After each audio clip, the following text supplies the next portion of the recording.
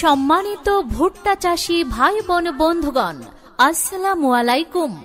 সুখবর সুখবর সুখবর। ভুট্টা চাষী ভাইদের জন্য এক দারুণ সুখবর। ভুট্টা চাষী ভাই, আপনি জেনে খুশি হবেন যে রাফি সিডস অ্যাগ্রো কোম্পানি বাজারে নিয়ে এলো ভারতের আলোড়ন সৃষ্টিকারী আমদানিকৃত সর্বোচ্চ ফলনশীল আগাম জাতের হাইব্রিড ভুট্টা বীজ সর্দার 55, সর্দার 55, সর্দার 55, সাহেব 55, সাহেব 55, সাহেব 55, কাপাল 55 এবং সাইরান 55। সঠিক চাষে সঠিক ফলন, একর প্রতি 180 থেকে 190 মন। সম্মানিত ভুট্টা চাষী ভাই বোন বন্ধুগণ, রাফি সিডস অ্যাগ্রো কোম্পানির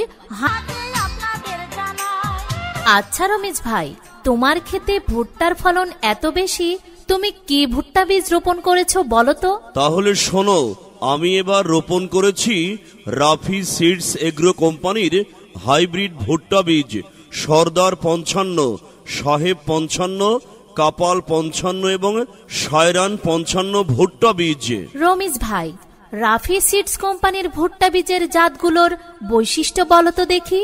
তাহলে শোনো, সর্দার 55 ভুট্টা বীজ ফলনের সেরা, গাছের গোড়া মোটা, সহজে হেলে পড়ে না, ভুট্টার র্যাকেস্ট চিকন এবং লাল দানায় ভরপুর। ও তাই নাকি? আর সাহেব 55 এই ভুট্টা বীজের প্রতিটি মোচা বড়, দানায় ভরপুর, ভেতরে র্যাকেস্ট চিকন এবং লাল।